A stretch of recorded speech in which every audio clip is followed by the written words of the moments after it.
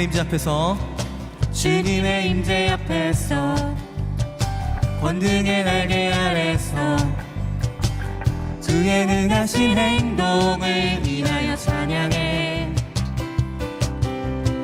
주님의 임재 앞에서 권능의 날개 아래서 그의 능하신 행동을 인하여 찬양해. 주의 나라 주의 권세 찬양 중에 임하네. 모든 원수 굴복하네. 주의 임재 앞에 주의 나라 주의 권세 찬양 중에 임하네. 모든 원수 굴복하네. 내가 춤을 출 때에 다윗처럼 춤을 추면서 전심으로 주를 즐거워하라. 모든 만물들아 찬양하라. 영원히. 한 번 더. 다윗처럼 춤을 추면서 전심으로 주를 즐거워하라. 모든 만물들아 찬양하라. 영원히 영원히. 아멘.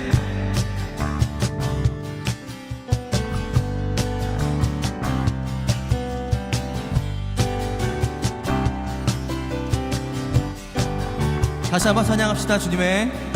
주님의 임재 앞에서 권능의 날개 아래서 그의 능하신 행동을 인하여 찬양해.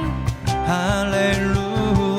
주님의 임재 앞에서 권능의 날개 아래서 그의 능하신 행동을 인하여 찬양해. 다시 한번 선포하면서 주님의 임재 앞에서 권능의 날개 아래서 그의 능하신 행동을 인하여 찬양해. 주님의 임재 앞에서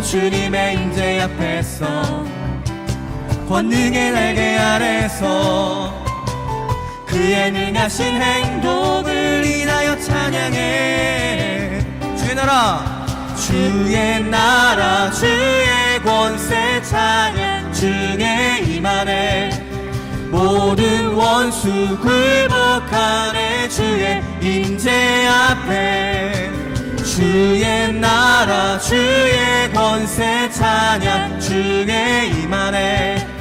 모든 원수 굴복하네. 내가 춤을 출 때에 다윗처럼 춤을 추면서 전심으로 주를 즐거워하라. 모든 만물들아 찬양하라. 영원히 다윗처럼 춤을 추면서 전심으로 주를 즐거워하라. 모든 만물들아 찬양하라. 영원히. 다시 한번 다윗처럼 춤을 추면서 전심으로 주를 즐거워하라. 모든 만물들아 찬양하라. 영원히. 주의 나라 주의 권세 찬양 중에 임하네. 모든 원수 굴복하네. 주의 임재 앞에 주의 나라 주의 권세 찬양 중에 임하네.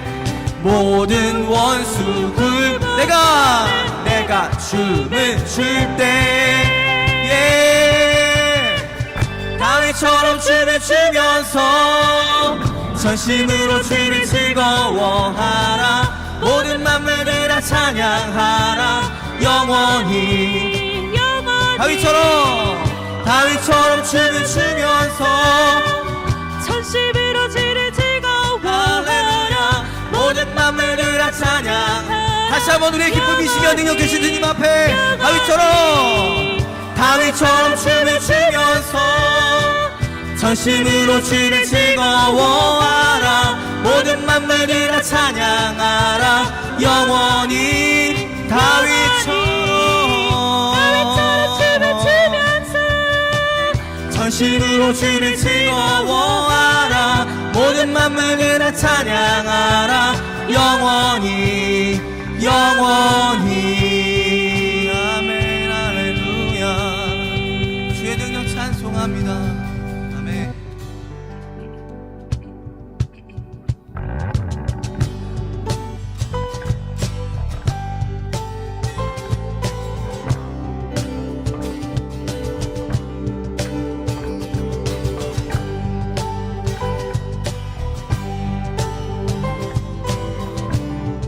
주의 능력을 계속해서 우리 선포합시다. 구름 타고 오실 분, 구름 타고 오실 분 모든 나라 전하리. 죄사슬 끊기네 주의 찬양 선포할 때 주를 막을 자. 다시 한번 구름 타고 오실 분 모든 나라 전하리. 죄사슬 끊기네 주의 찬양 선포할 때 주를 막을 자 누구리.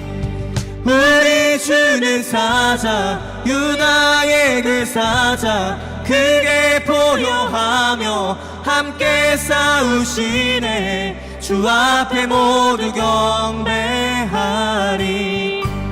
죽임 당하신 주는 어린 양 모든 죄를 위해 사슬 끊었네. 모두 절하리. 그 사자와 어린 양께 주 앞에 모두 경배하리.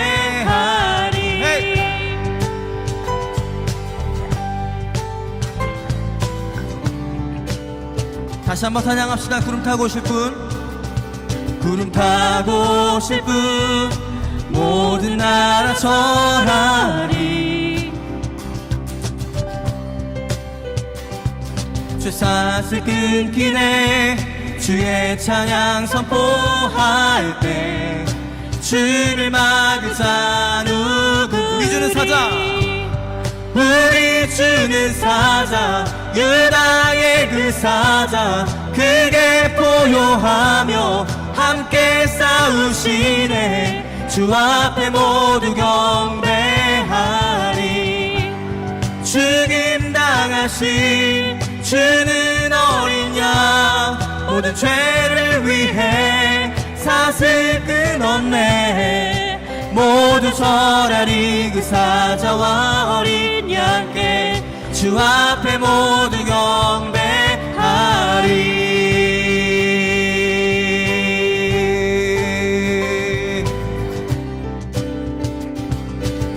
이절로 선포합시다. 문들을 열어라. 문들을 열어라. 왕의 왕을 맞이하라. 구원의 하나님 포로를 해방하시네. 주를 막을 다시 한번 문들을 열어라. 문들을 열어라. 왕의 왕을 맞이하라. 구원의 하나님 포로를 해방하시네. 주를 막을 자 누구리. 우리 주는 사자 유다의 그 사자 크게 포효하며 함께 싸우시네. 주 앞에 모두 경배하리. 죽임 당하신 주는 어린 양 모든 죄를 위해 사슬 끊었네. 모두 절하리. 그 사자와 어린 양께 주 앞에 모두 경배. 우리 주는 사자, 우리 주는 사자 유다의 그 사자 크게 포효하며 함께 싸우시네. 주 앞에 모두 경배하리. 죽임 당하신 주는 어린 양 모든 죄를 위해 사슬 모두 절하리 그 사자와 어린 양께 주 앞에 모두 경배하리.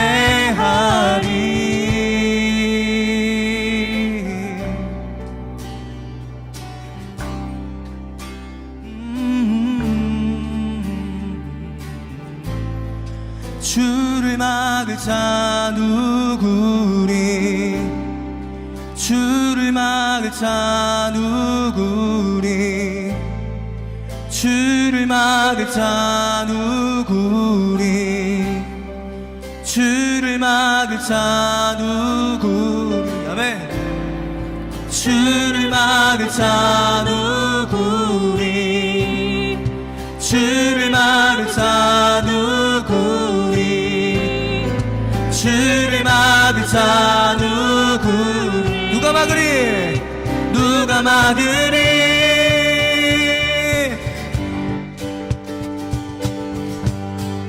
우리 주는 사자 유다의 그 사자 크게 포효하며 함께 싸우시네. 주 앞에 모두 경배하리. 죽임 당하신 주는 어린 양 모든 죄를 위해 사슬 끊었네. 모두 절하리 그 사자와 어린 양께 주 앞에 모두. 다시 한번 어둠의 권세를 믿으신 우리 주는 사자 유다의 그 사자 크게 포효하며 함께 싸우시네. 주 앞에 모두 경배하리. 죽임 당하신 주는 어린 양 모든 죄를 위해 사슬 끊었네. 모두 절하리 그 사자와 어린 양께 주 앞에 모두 경배하리.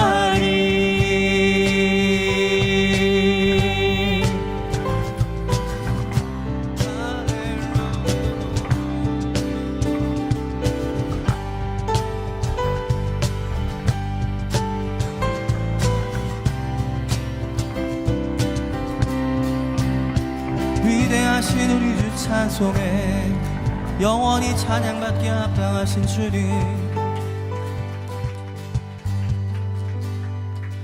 우리 주는 사자 유다의 그 사자 크게 포효하며 함께 싸우시네. 주 앞에 모두 경배하리. 죽임 당하신 주는 어린 양 모든 죄를 위해 사슬 끊었네.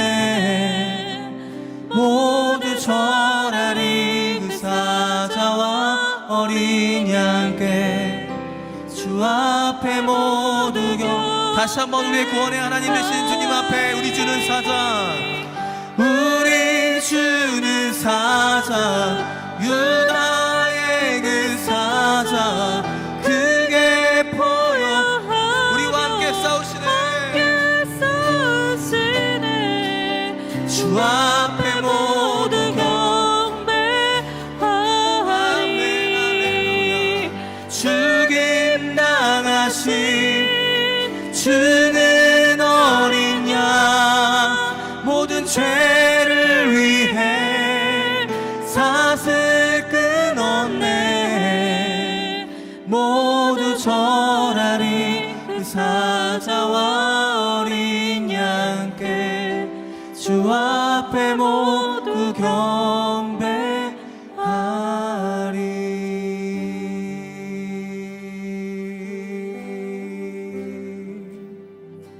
주님 홀로 높임 받으소서. 우리의 삶을 주님께 맡깁니다. 찬양 받으실 주님 구원의 하나님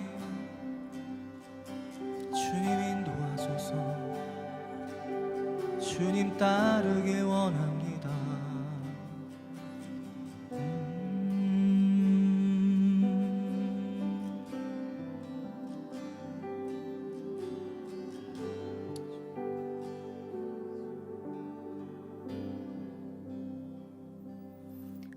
하늘에 나는 새도 주 손길 돌보시네. 온 땅에 충만한 주 사랑으로 내 마음을 덮으소서. 주 나를 부르셨네. 주의 영광 위해 모든 사람 이끄소서. 주의 영광으로 주 말씀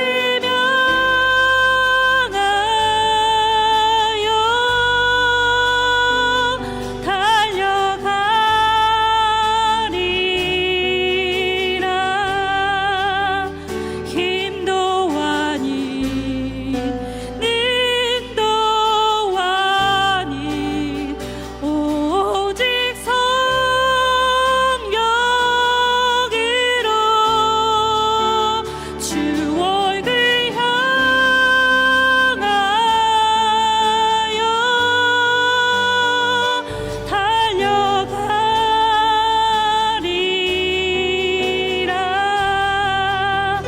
오 주의 영광 안에 살게 하소서.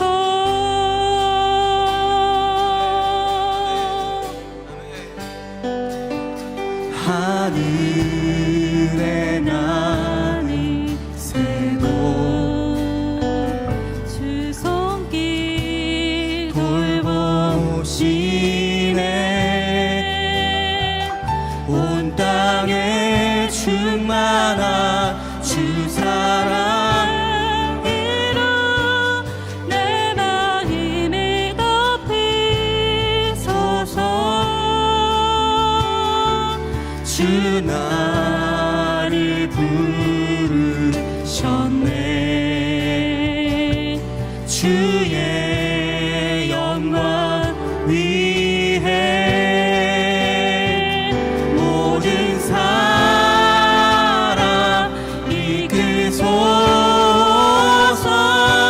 주의 영광. 우리 한 번 더 고백합시다.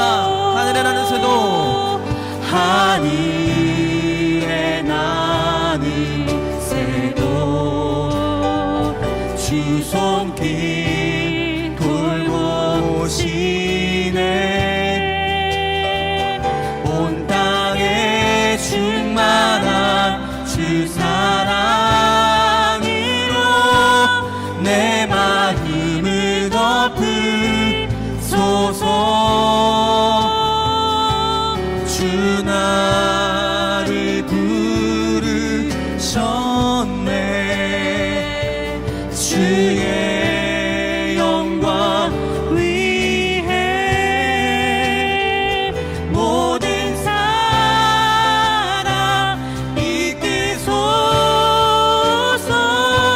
주의 영광으로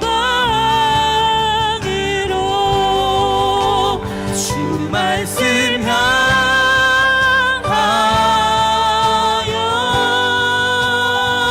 달려가리라.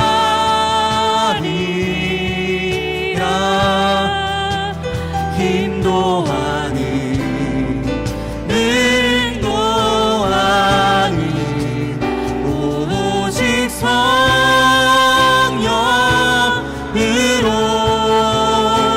주 얼굴 향하여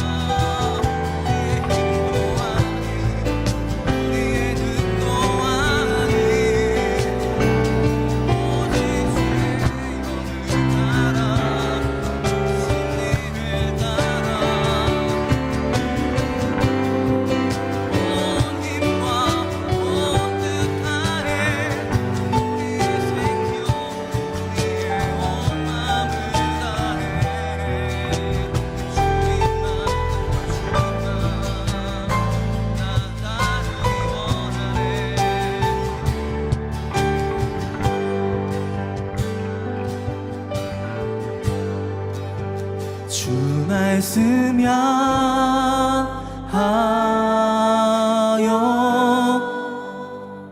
달려가리라.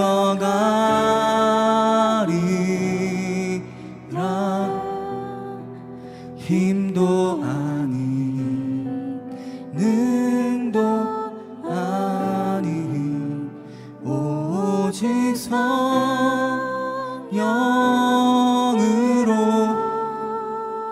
주 얼굴 향하여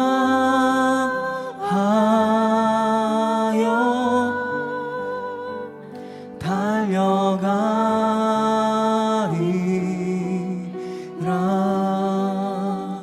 오 주의 영광 안에 살게 하소서. 주 말씀 향하여 주 말씀 향하여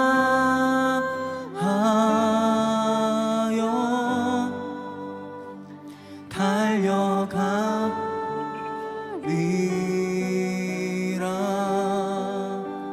힘도 아닌 능도 아닌 오직 성령으로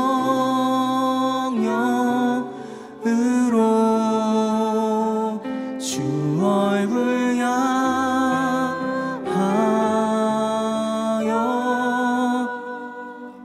달려가리라.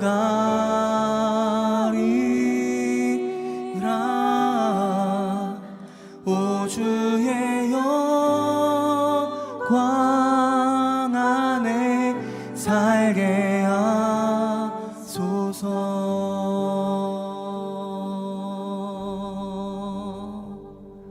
이 시간 우리 고백했던 것처럼 우리가 우리의 믿음을 주님 앞에 함께 드리면서 기도합시다. 우리가 믿음의 길을 살아가기로 결단하고 또 주의 말씀을 따라 사기로 결단하는데 혹시 우리의 마음에 우리 삶에 낙담하게 하는 것이 있다면 그것이 뭐가 있을까요? 우리가 한번 좀 생각해 보면서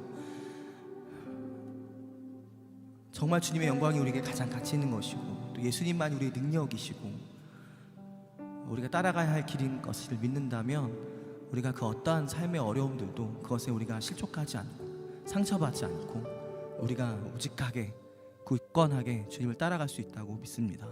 다시 한번 우리 이 믿음을 주 앞에 올려드리면서 기도합시다. 하나님, 주님만이 나의 길이십니다. 나의 믿음이십니다. 나의 전부이십니다. 나의 영광이십니다.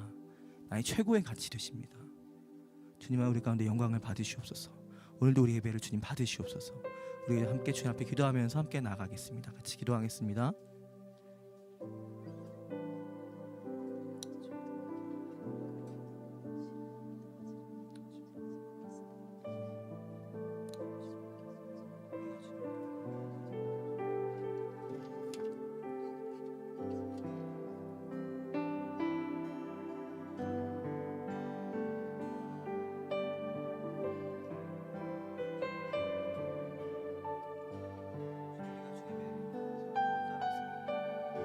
주의 말씀을 따라서 우리 기도합니다.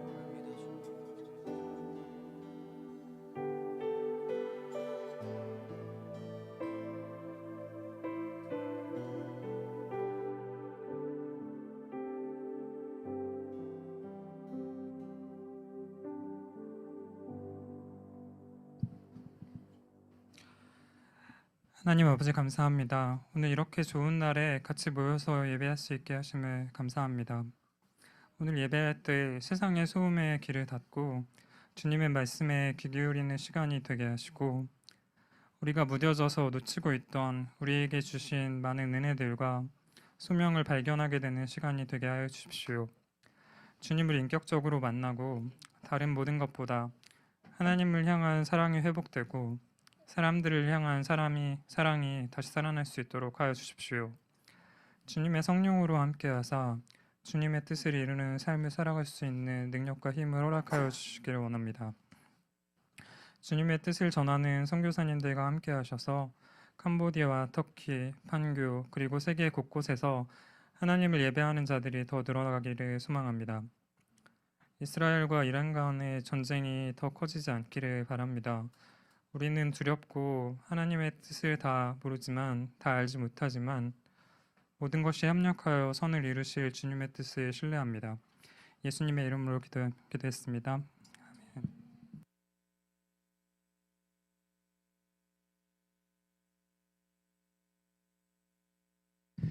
함께 말씀 보시겠습니다. 마가복음 5장 35절부터 43절까지 말씀이고요. 제가 한 절, 여러분이 한 절 교독하는 방식으로 말씀 읽도록 하겠습니다.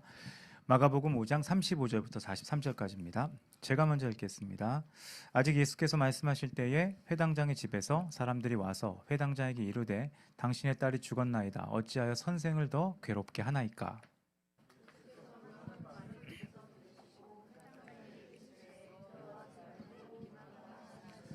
베드로와 야고보와 야고보의 형제 요한 외에 아무도 따라옴을 허락하지 아니하시고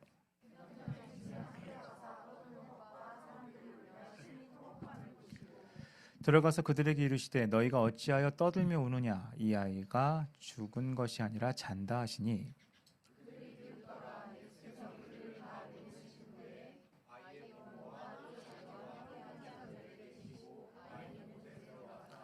그 아이의 손을 잡고 이르시되 달리 다굼하시니 번역하면 곧 내가 내게 말하노니 소녀야 일어나라 하심이라.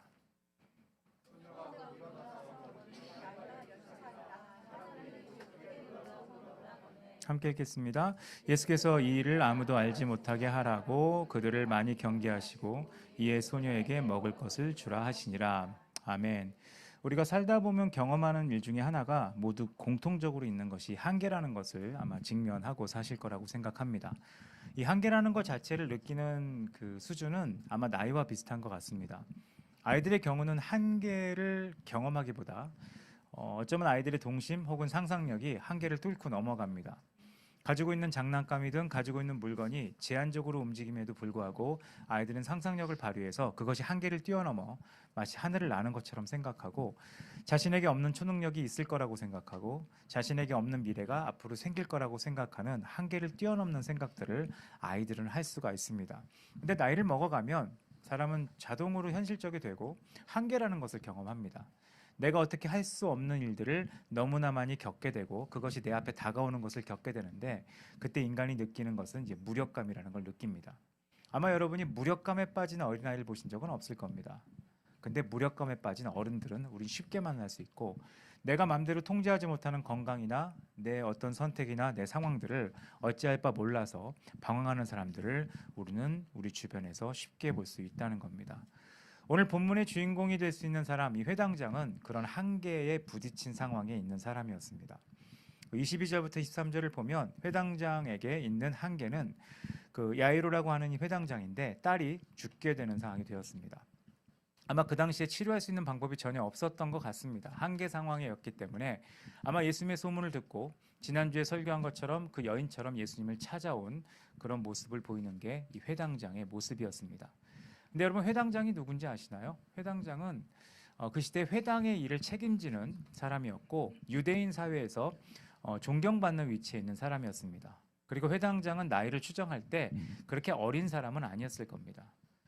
그 당시에 회당장이 되는 조건이 나이가 어느 정도 돼야 되기 때문에 회당장은 적어도 예수님보다는 나이가 많았을 겁니다. 근데 그런 위치에 있는 사람이 예수님께 나와서 발 아래 엎드립니다. 그리고 엎드려서 주저없이 이제 도움을 요청합니다. 23절의 표현대로 하면 많이 간구하여 가로되라는 말은 한 번만 요청하고 예수님이 별 반응 없으니까 돌아간 게 아니라 반복해서 여러 번 자신을 숙이는 행동을 했다는 겁니다. 간절히 매달렸다는 것이죠. 자기의 딸이 죽게 되는 한계 상황에서 그 아이의 손을 얹고 예수님이 치유하시길 바라면서 어린 딸을 위해 체면도 버리고 나이도 버리고 지위도 버리고 또 많은 사람들이 보는 앞에서 저게 뭐 하는 짓이냐라는 비아냥을 들을 수 있는 엎드리는 행동을 했습니다. 그거는 예수님을 사람으로 보지 않고 하나님으로 봤다는 것도 볼 수 있고 한편으로 회당장의 간절함을 표현하는 오셔서 우리 내 딸을 고쳐주소서라고 하는 간절함을 표현하는 모습이었다는 겁니다. 보통 신앙이 그렇거든요. 신앙의 벽 중에 하나가 저는 이제 우리나라 문화 가운데서는 어쩌면 체면 혹은 세상적인 감투, 지위가 신앙의 굉장히 큰 장애물 중에 하나라고 생각을 합니다. 그래서 어렸을 때는 체면을 따지지 않지만 나이가 먹으면 체면이 있기 때문에 옛날처럼 간절한 표현을 하지 않습니다. 역설적이죠. 가장 큰 장벽, 그러니까 인생에 있어서 가장 큰 한계를 경험하는 나이에 도리어 절박함을 표현하지 못하고 한계가 적은 나이에는 절박함을 표현하는 우리는 좀 역설적인 인생을 사는 것 같습니다. 그래서 기도할 때 모습을 보면 청소년 이하들은 어쩌면 더 절박하게 기도하는 걸 볼 수 있고 장년 이상은 도리어 절박하게 기도하기보다는 체면 혹은 폼 있게 좀 우아하게 고상하게 기도하려고 하는 모습을 우리는 볼 수 있는데 그게 어쩌면 우리를 맡고 있는 체면이나 감투나 그런 것들일 수도 있습니다. 특히 지금 같은 문화에서 좀 더 고상한 걸 좋아하는 문화에서 이 엎드려서 뭘 한다는 것 자체는 뭔가 격이 떨어지는 느낌을 가질 수 있을지 모르겠습니다. 근데 회당장은 그렇게 반응하지 않았다는 겁니다. 이 회당장의 모습은 어쩌면 우리가 비교하기 쉬운 대상이 몇 주 전에 설교했던 그 귀신 들린 사람의 귀신, 군대 귀신을 내어쫓아 돼지에게 들어가서 죽게 한 그 사건과 비교할 수 있을지 모르겠습니다. 왜 비교할 수 있냐 하면 둘 다 한계에 부딪힌 상황이었습니다. 그 귀신 들린 사람이 귀신으로부터 자유롭게 되는 것은 귀신 들린 사람을 누가 자유롭게 할 수 있겠습니까? 자기 몸을 해야 하는데 그 한계에 부딪혔을 때 사람들은 아무것도 하지 못했는데 예수님은 그 귀신 들린 사람의 귀신을 돼지들에게 들어가서 죽게 만듭니다.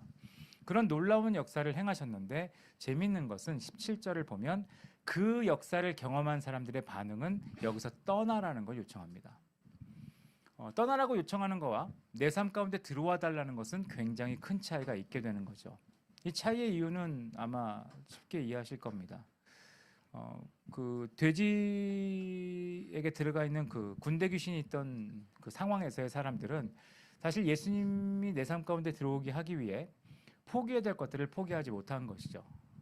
아까 말한 체면이나 감투처럼 예수님을 내 삶 가운데 모시기 위해 또 내 삶 가운데 하나님이 역사하시게 하기 위해 우리는 작은 것들을 포기할 수 있습니다. 그게 체면일 수 있고 나이일 수도 있고 지위일 수도 있고 사람들의 시선일 수도 있고 어쩌면 요즘으로 하면 여론, 뭐 사람들의 분위기, 또 시대의 흐름 이런 것들을 포기하고 주님 앞에 나가면 되는데 그 앞에 있었던 사람들은 그걸 포기하지 못했습니다. 돼지 키우는 것에 대한 손해 혹은 그것으로 로마가 소동이 일어날 것에 대한 두려움으로 예수님을 삶 가운데 모시지 못한 한계를 경험하고 한계가 해결되는 걸 경험해서 불구하고 자신의 삶에 예수님을 초청하지 못하는 실수를 범했는데 회당장은 그런 일을 하지 않습니다. 그냥 포기해버렸습니다. 절박함의 표현이 사소한 거를 버리는 거였습니다.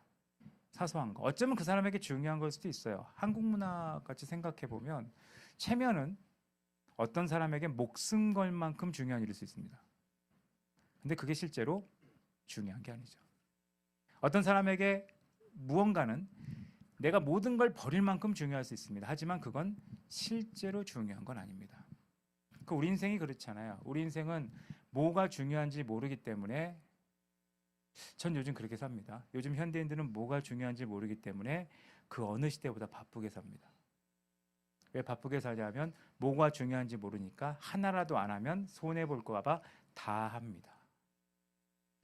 이게 참 걱정스러운 거죠. 진짜 중요한 걸 아는 사람은 모든 걸 다 할 필요가 없거든요. 중요한 것만 하면 돼요. 우선순위가 분명한 사람은 그것만 하면 돼요. 그러면 나머지는 안 할 수 있는 자유가 있는데 중요한 거와 중요하지 못하는 것을 구분하지 못하는 사람들의 특징은 다 해야 되는 겁니다. 다 먹어야 되고 다 가야 되고 다 누려야 되고 다 봐야 되고 구분을 전혀 하지 못하는 것이죠. 그게 사소한 것에 목숨을 거는 사람들의 삶이고 그 사소한 것에 목숨을 거는 사람들의 삶은 자신의 삶에 하나님의 큰 역사가 있음에도 불구하고 예수님에게 저 찾고 그러시면 제 인생에 손해가 있으니까 떠나주시겠어요? 라고 말하는 실수를 범하게 만든다는 겁니다. 근데 회당장은 그렇게 하지 않았습니다. 감사하게도 놀랍게도 회당장은 정확하게 자신에게 중요한 게 뭔지를 알았습니다. 그리고 자신에게 중요한 게 뭔지를 알았기 때문에 예수님에게 나아갈 때 주저함 없이 주님 앞에 나아가게 됩니다. 이게 회당장의 시선입니다. 물론 회당장이 주님 앞에 나가는 걸 가로막을 수 있는 위험이 있었습니다. 그 위험한 상황이 뭐냐 하면 이 35절을 보면 사람들이 하는 말이 있습니다. 이게 사실 요즘 같으면 회당장이 더 이상 예수님에게 안 나갈 수 있게 하는 말이거든요. 뭐라고 말했냐면 당신의 딸은 죽었습니다. 어찌하여 선생을 더 괴롭게 합니까? 보통 이런 말 한 번 들으면 멈추거든요. 이미 죽었다니까 정신 차리자. 왜 예수님을 더 괴롭게 합니까? 예수님도 어떻게 하지 못하는데. 이 말은 굉장히 교묘한 말이죠. 하나는 이미 상황이 끝났다. 또 하나는 예수님도 이제 어떻게 하지 못한다. 한계를 그냥 한계로만 받아들이게 만드는 말을 들었습니다. 근데 이 사람은 멈추지 않았고 그 상황을 뚫고 예수님이 역사하시기 시작한 겁니다. 그게 예수님에게 나아가는 한계에 부딪힌 사람들이 해야 될 일입니다. 몇 가지를 좀 나눠드리면, 여러분이 만약 한계에 부딪혀 있다, 그러면 해야 될 첫 번째 일은 하나님께 말씀드리는 겁니다. 이게 가장 간단한 방법이에요. 저도 살다 보니까, 나이를 먹다 보니까 제가 먼저 결정 내는 게 참 많거든요. 그리고 그 습관들이 생겨요. 왜냐하면 저도 예측을 할 수 있고, 저도 생각이 있고, 저도 판단력이 있어요. 그리고 주변에 얘기를 해보면 주변 사람들이 해주는 말들이 있어요. 근데 이게 맞을 수도 있고 옳을 수도 있고 근거가 있을 수 있지만, 중요한 거는 내가 예수님하고 나눈 대화가 아니에요. 내가 판단한 거라고요. 잘못 판단하면 이전에 그 군대 귀신이 나간 지역의 사람들처럼 그 사람들의 판단은 정확한 거예요. 왜냐? 로마 군대가 움직이면 다 죽거든요. 이럴 땐 조용히 하는 게 제일 좋은 거예요. 그리고 예수님이 빨리 떠나야 더 이상 소동이 없기 때문에 떠나라고 요청하는 게 합리적인 생각이에요. 하지만 그 합리적인 생각은 옳은 생각은 아니었습니다. 여러분이 한계에 부딪혔을 때, 뭔가 벽에 부딪혔을 때 느꼈을 때 해야 될 첫 번째 일은 그 한계를 정확하게 인정하고 하나님께 말씀드리는 겁니다. 여기서 오해하는 게 하나가 있을 수 있는데, 한계를 한계로 받아들이지 말라는 뜻은 아닙니다. 이거는 믿음이 있는 거라기보다는 스스로 속이는 거예요. 스스로 속이는 게 제일 무섭거든요. 내 딸아이가 죽게 되었습니다 라고 말을 하는 거는 입으로 꺼내기 되게 싫은 말일 거예요. 우린 가끔 자녀에 대해서 혹은 내 상황에 대해서 좋게 말하려고 하는 습성이 있어요. 이게 전 사실 하나님 앞의 관계에서 되게, 이걸 우린 믿음이라고 생각하거든요. 근데 믿음은 좋게 말하는 게 아니에요. 그 안 좋은 상황을 하나님께 맡기는 게 믿음이지, 상황을 좋게 보는 게 믿음이 아니에요. 어느 날 이후로 이게 좋게 보는 걸 믿음이라고 생각하는 게 우리 안에 들어온 것 같아요. 그래서 기독교인들이 좋은 말을 많이 하지만 결론적으로 듣는 얘기가 상황 판단을 못하는 사람이 되는 거예요. 좋게 보는 게 믿음이 아니에요. 내 딸 뭐 그렇게 심하진 않지만 예수님이 좀 좋게 해주시면 좋겠어요. 이 정도 얘기를 하는 게 믿음이 아니라는 거예요. 죽게 되었다는 거예요. 죽게 되었다는 거예요. 이거는 누구든지 절박함을 인식하는 가장 기본적인 시각이거든요. 저도 상황들을 이렇게 경험이 있습니다. 제가 사역을 하거나 사람을 만났을 때 이 한계에 부딪힌 상황을 많이 만났거든요. 근데 한계에 부딪혔을 때 가장 해결이 어려운 순간이 언제냐면, 한계를 한계로 인정 안 하는 거예요. 굉장히 긍정적인 말을 해요. 그럼 그게 믿음처럼 보이죠? 아니요. 믿음이 잘못된 거예요. 죽게 되었다는 걸 인정할 때 예수님이 살릴 수 있거든요. 그러니까 어떤 한계에 부딪혔다면 이 한계를 정확하게 인정하고 예수님 앞에 맡기는 게 필요합니다. 잘못하면 한계를 인정하지 않고 한계를 인정하지 않은 채로 좋게 말함으로 믿음을 표현하지 못하게 됩니다. 물론 반대도 있을 수 있겠죠. 한계만 인정하고 포기해버리면 그것도 믿음이 아닙니다.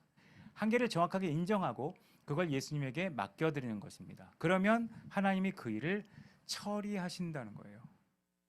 대부분 우리 인생의 가장 큰 문제는 한계를 한계로 인정하지 않는 것이고요. 또 하나는 한계를 보일 땐 포기해버리는 겁니다. 이런 현상이 제일 잘 일어나는 때라고 전 생각하는 것 중에 하나가, 저도 뭐 그 해당하는 사람이어서 편하게 말을 하기는 어렵지만 청소년을 자녀로 둔 부모예요. 제가 청소년 사역을 하면서 경험했던 일들이 그거거든요. 처음에 청소년 자녀를 둔 부모들은 청소년 자녀에 대해서 한계를 인정하지 않아요. 그러다가 어느 순간 한계가 오죠. 되게 신기하지 않습니까? 제가 어제 어디 가서 강의할 때 얘기했어요. 엄마 아빠는 되게 신기한 능력이 있어요. 아기가 말을 못하고 걷지도 못하고 소리를 못 내는 깸난이 땐 엄마 아빠는 아이의 필요를 찾아내는 능력이 있어요. 그러다가 아이가 말도 잘하고 대화도 잘하는 순간 엄마 아빠는 아이의 필요를 못 찾는 능력을 발휘해요. 되게 신기하죠. 말을 못했을 때 더 엄마 아빠는 아이의 필요를 잘 찾아요.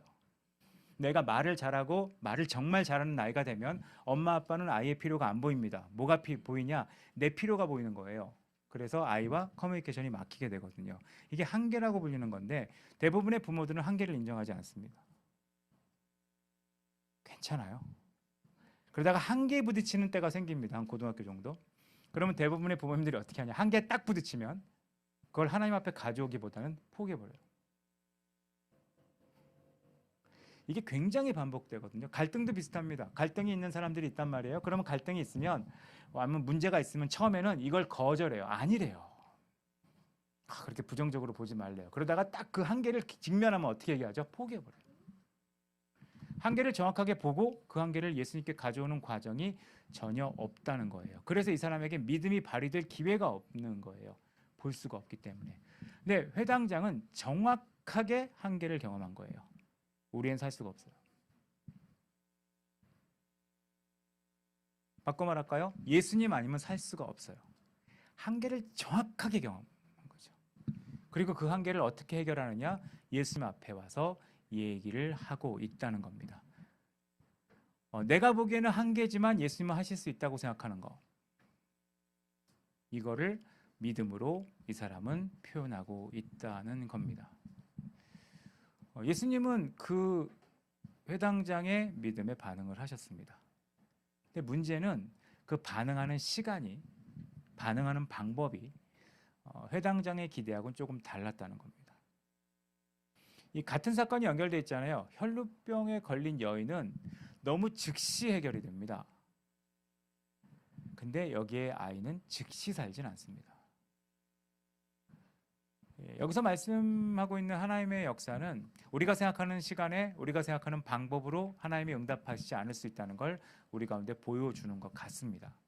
근데 분명한 것은 내가 내 한계를 인정하고 주님 앞에 고백했을 때 주님은 주님의 방법대로 주님이 가장 적합한 때에 역사하신다는 겁니다.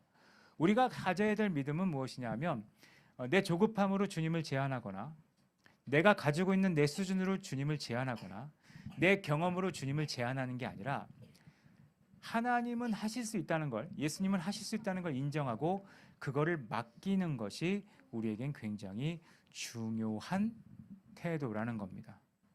그것이 우리의 신앙의 모습이에요. 이게 가장 올바른 신앙의 반응입니다. 여러분 혹시 아세요? 우리나라 통계 같은 걸 보면 우리나라가 지금 최초로 있는 현상이 있다고 합니다. 경제 위기가 오거나 경제적으로 어려우면 항상 신자 수가 늘었답니다. 통계 아시죠?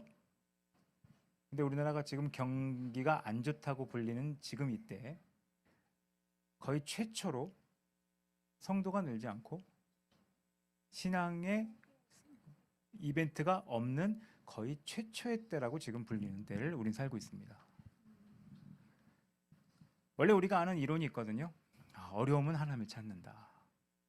힘들면 하나님을 찾는다. 이런 이론이 있었는데 처음으로 힘들고 어렵고 뭔가 상황이 꽉 막혔음에도 불구하고 하나님을 찾지 않는 최초의 때를 우린 지금 경험하고 있다고 하죠. 보통 그러거든요. 청년들이 살기 힘들고 청년들이 어려우면 사회가 어수선하면 1980년대만 해도 어떻습니까? 사회가 굉장히 어수선했습니다. 정치적으로 굉장히 불안정했고 난리였습니다. 그때 수많은 사람이 운동권으로 갔지만 수많은 사람은 하나님으로 왔습니다. 그리고 수많은 사람들이 하나님께 헌신하고 주님 앞에 삶을 드리기로 결정하는 시대가 있었습니다. 지금 그때보다 더 어려울 수 있습니다. 취업하기도 굉장히 어렵고 결혼하기도 되게 어렵고 아이 낳기도 어렵고 살기 너무 힘들다고 말하는 이때에 도리어 사람들은 정반대의 선택을 하기 시작하는 시대에 우리는 살고 있습니다. 어떤 선택이요? 한계를 인정하거나 혹은 한계를 외면하거나 이것만 하는 거예요. 그리고 어떻게 해요? 한계를 인정하든 한계를 외면하든 어떤 경로든지 하나님 앞에 가지 않는 것 선택하는 지금 시대에 우리는 살고 있다고 할 수 있다는 겁니다. 이때 우리가 해야 될 일은 뭘까요? 회당장처럼 반응하는 게 필요합니다. 마가복음 5장은 우리에게 그런 걸 보여주거든요. 혈루병에 걸린 여인처럼 하나님 앞에 나가는 거예요. 회당장 야이로처럼 딸이 죽어가는 걸 보고 죽어가는 걸 인정하고 내가 회당장이지만 다 버리고 엎드려서 예수님께 기도하고 다가가는 것이 필요한 시대라고 생각을 합니다. 근데 너무나 많은 곳에서 우리는 품위 있는 신앙을 찾는 것 같아요. 품위는 필요 없습니다. 품위는 필요 없어요. 고상한 것도 필요 없습니다. 어쩌면 기독교의 수준이 올라가는 걸 우리는 그런 거로 생각할 수 있는데 정말 중요한 기독교의 수준은 정직하냐, 솔직하냐, 정말 간절하냐,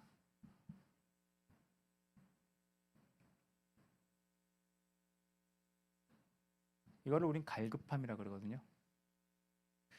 갈급함이 없어진 거예요. 왜 갈급함이 없어졌을까요? 진짜 필요한 게 뭔지를 모르는 시대에 살기 때문이에요. 그리고 진짜 한계가 뭔지 모르는 시대에 살기 때문이에요. 하나만 말씀드리고 기도하고 마치겠습니다. 제가 어제 나눴던 얘기인데 같이 한번 나누면 좋을 것 같아서 그냥 말씀드립니다. 요즘 아이들은 옛날보다 가지고 있는 게 많습니다. 미안해요, 요즘 애들한테. 뭐 웬만한 청소년들은 우리 교회는 아니겠지만 웬만한 청소년들은 휴대폰에 패드에 노트북을 갖고 있고요. 집에 가면 각종 OTT를 볼 수 있고요. 음악은 스트리밍으로 들을 수 있고요. 게임은 어디 방문 안 해도 즉시 할 수 있습니다. 옛날 같으면 게임 하나 하려면 오락실을 가야 됐고 오락실을 가려면 현금이 있어야 되기 때문에 부모님이 안 주는 한 갈 수가 없었죠. 그리고 영화 보러 가는 건 굉장히 어려운 일이었고 음악 듣기 위해서는 뭐 더 어려운 일이었고요. 더 옛날엔 TV 하나 보려면 할머니가 잠궈놔서 자물쇠를 열고 미닫이를 민 다음에 틀었잖아요. TV 튼다는 얘기가 이게 틀어야지 나오는 거니까. 그리고 트는 건 허용됐지만 채널권은 내게 없어서 전원일기 보고 앉아있고 그런 시절이 옛날에 있었습니다. 근데 지금은 전혀 그렇지 않아요. 각자 알아서 이어폰 꽂고 보고 싶은 걸 다 봅니다. 놀라운 게 뭔지 아세요? 지금 애들이 더 심심해하고 재미없어 합니다. 왠지 아세요? 뭐가 갈급한지, 뭐가 한계인지, 뭐가 필요한지 전혀 모르는 시대에 살기 때문입니다. 아마 지금보다 장난감이 100배 늘고 놀이도구가 100배 늘고 갈 수 있는 곳이 100배 늘고 할 수 있는 아이템이 수백 배 늘어도 애들은 지겨워 죽을 겁니다. 왜냐? 진짜 한계가 뭔지 모르는 거예요. 그리고 진짜 한계가 넘어가는 하나님의 역사도 모르기 때문입니다. 우리는 인정할 필요가 있어요. 우리에겐 한계라는 게 있습니다. 그 한계에 부딪혔던 부딪히지 않았던 그 한계를 주님 앞에 가져와 주님이 원하시는 방법으로 역사하기를 갈망하는, 그래서 기독교인의 예배나 기독교인의 신앙은 그걸 매번 주님 앞에 고백하는 거예요. 주님, 제 인생에 한계가 있습니다. 어쩌면 이것도 우리에게 한계거든요. 진짜 재미없다는 거. 인스타에 별 사진을 다 올려도 재미없다는 거. 여행을 그렇게 다녀도 재미없다는 거. 맛있는 거 그렇게 먹어도 가스만 찬다는 거. 이 재미없고 한계 있는 세상에 무엇이 나를 새롭게 할 수 있는가? 시편 127편의 시편 기자는 이렇게 고백합니다. 나의 도움이 어디서 올까? 도움이란 말을 다 바꿀 수 있다고 생각해요. 나의 기쁨은 어디서 올까? 나의 만족은 어디서 올까? 나의 행복은 어디서 올까? 나의 힘은 어디서 올까? 천지를 지으신 여호와에게서로다. 이 고백을 하지 못한다면 우리는 한계를 모른 척하고 사는 사람이거나 한계에 갇혀서 사는 사람에 불과하게 살아갈 수 있다는 겁니다. 여러분이 겪든 겪지 않든 인식하든 인식하지 않든 여러분을 둘러싸는 한계를 직시하고 그것을 하나님 앞에 가져갈 수 있는 여러분들 되셨으면 좋겠습니다. 사람들은 말할 수 있어요. 뭐하냐 그게, 그거 한다고 뭐 되겠냐. 어쩌면 예수님 주변 사람들도 얘기할 수 있습니다. 예수님 괴롭게 하지 말고 그건 네가 알아서 해라. 아니요, 예수님은 그렇게 하지 않으셨습니다. 가져갈 수 있느냐. 혹시 여러분 군대 귀신 들린 지역의 사람처럼 하지는 않으셨으면 좋겠어요. 이번에 진짜 해야 되는데 하나님 앞에 가져가야 되는데 사소한 것 때문에 포기하고 그거를 포기하지 마시면 좋겠어요. 지금 시대 특징이라니까요. 사소한데 목숨 겁니다. 왜 사소한데 목숨 걸까요? 바보라서 그런 게 아니에요. 사소한 게 뭔지 구분 못해서요. 그리고 더 큰 문제는 사소한 게 커 보이기 때문이죠. 여러분의 삶을 예수님께 가져가 예수님이 하시는 놀라운 일들을 경험하는 여러분 모두 되시기를 간절히 바랍니다. 같이 기도하겠습니다. 이 시간 좀 인정할까요? 우리에게 한계가 있다는 걸. 예, 한계가 있어요. 한계는 되게 많죠. 예. 인생의 한계, 삶의 한계, 자녀 교육의 한계, 또 인생의 선택에 대한 한계들이 우리 안에 있습니다. 근데 우리는 너무나 잘못된 믿음의 표현들이 있는 것 같아요. 한계를 인정하지 않는 거. 할 수 있다. 혹은 한계를 인정했을 때 포기해버리는 거. 그건 됐어요. 아니요, 둘 다 믿음은 아닙니다. 진짜 믿음은 주님 앞에 가져가는 것이죠. 내 딸이 죽게 되었습니다. 뭔가 한계를 인정하는 고백을 하고 주님 와주세요. 내 삶에 들어와 주시고 이 상황 가운데 들어와 주세요. 고백하는 것이 필요한데 여러분에게 그런 고백할 부분이 있다면 또 하나님 앞에 얘기할 수 있는 부분이 있다면 잠깐 기도하는 시간 가졌으면 좋겠습니다. 같이 기도하겠습니다. 하나님 아버지 우리 삶 가운데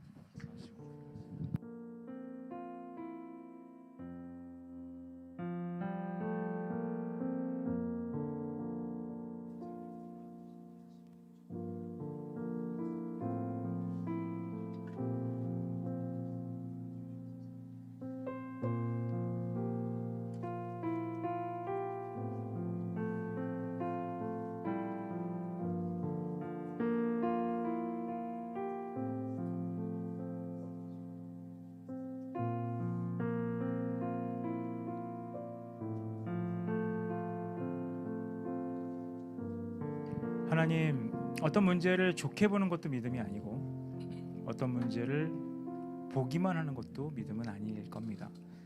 진짜 믿음은 현실을 정확하게 이해하고 한계에 부딪혔을 때 그 한계를 뛰어넘어 주님 앞에 그 한계를 가져가 하나님의 역사를 구하는 것이 믿음이라고 생각합니다. 우리에게 그런 믿음이 있도록 인도하여 주시옵소서. 그래서 우리가 세상 가운데 살아갈 때 딴 사람보다 상황을 좋게 보는 사람으로 보이고 싶지는 않습니다. 그리고 다른 사람보다 한계가 없는 사람으로 살고 싶지도 않습니다. 원하는 것은 우리가 똑같은 한계를 경험하는 인생이지만 그 한계를 극복하는 방법이 다른 사람이고 싶은데 우리에게 예수님 앞에 우리의 한계를 가져갈 수 있는 믿음이 있을 수 있도록 그리고 그 예수님의 역사를 경험하는 하나님 안에 아름다운 은혜들이 넘칠 수 있도록 우리 삶 가운데 역사하여 주시옵소서. 우리를 그렇게 다루시며 이끌어 가실 예수 그리스도 이름으로 기도드렸습니다. 아멘. 수많은 무리들 줄지어 그분을 보기 위해 따르네. 평범한 목수이신 그분 앞에 모든 무릎이 꿇어 경배하네. 모든 문제들 하나하나 죽음까지도 힘을 잃고 생명의 근원 되신 예수 이름 앞에 모든 권세들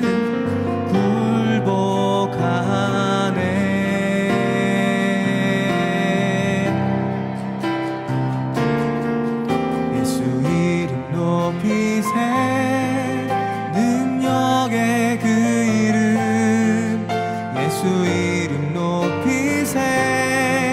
구원의 그 이름 예수 이름을 부르는 자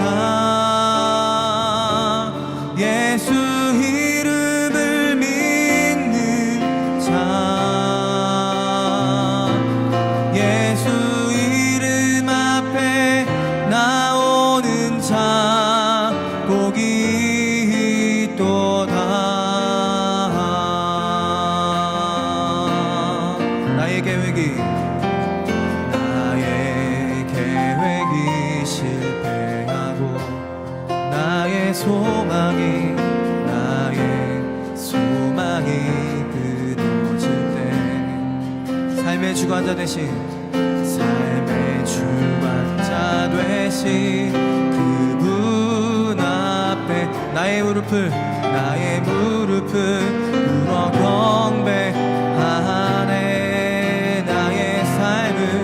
나의 삶을 그분께 맡길 때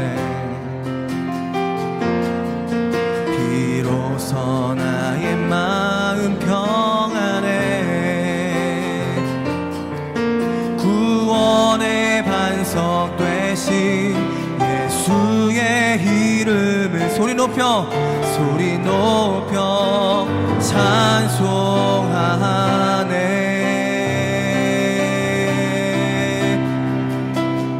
찬송하네. 예수 이름 높이세. 능력의 그 이름 예수 이름 높이세. 구원의 그 이름 예수 이름을 부르는 자. 예수 이름을 믿는 자. 예수 이름 앞에 나오는 자 복이 있도다. 한 번 더 예수 이름 높이세. 예수 이름 높이세. 능력의 그 이름 예수 이름 높이세. 구원의 그 이름 예수 이름을 부르는 자. 예수 이름을 믿는 자. 예수 이름 앞에 나오는 자 복이 있도다.